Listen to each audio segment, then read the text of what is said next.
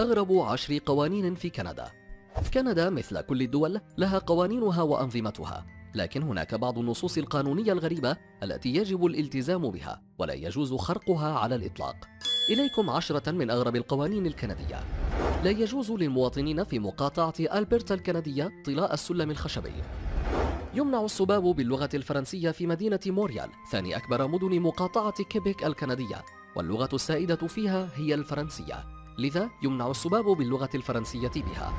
ممنوع خروج الأطفال في وقت متأخر، فلا يجوز لمن تقل أعمارهم عن 15 عام التواجد في الأماكن العامة بين الساعة 12 والسادسة صباحا بدون مرافق شخصي، بينما يتم اعتقال الأولاد الذين يخالفون هذا القانون بمدينة ألبرتا.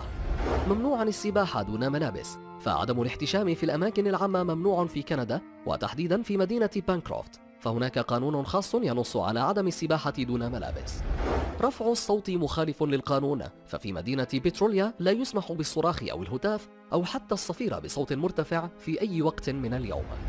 الجرائم في القصص المصورة ممنوعة، فمن غير القانوني امتلاك أو شراء أو بيع أو توزيع قصص الجريمة المصورة، ويعتبرها القانون الجنائي جريمة.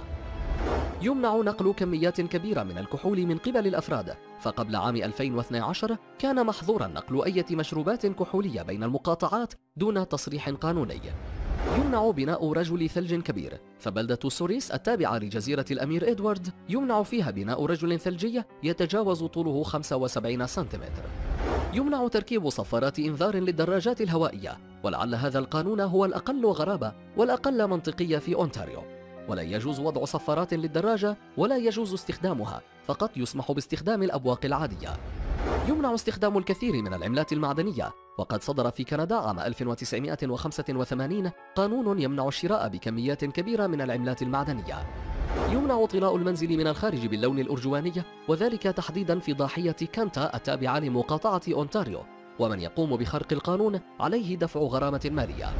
لا يجوز لسائق التاكسي في هالفيكس في نوفا سكوتيا ارتداء تيشيرت، وعليه ارتداء قميص بياقة وأكماما شبيهة بالقميص العسكري. في كامل مقاطعة أونتاريو إن لم تستطع دفع فاتورة الفندق وكنت تصطحب معك حصانك أو كلبك أو أي حيوان آخر، فسيقوم الفندق ببيعه.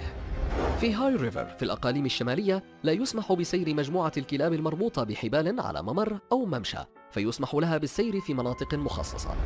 ومن غير القانوني في كامل أجزاء كندا التزلج على الماء بعد ساعة من غروب الشمس.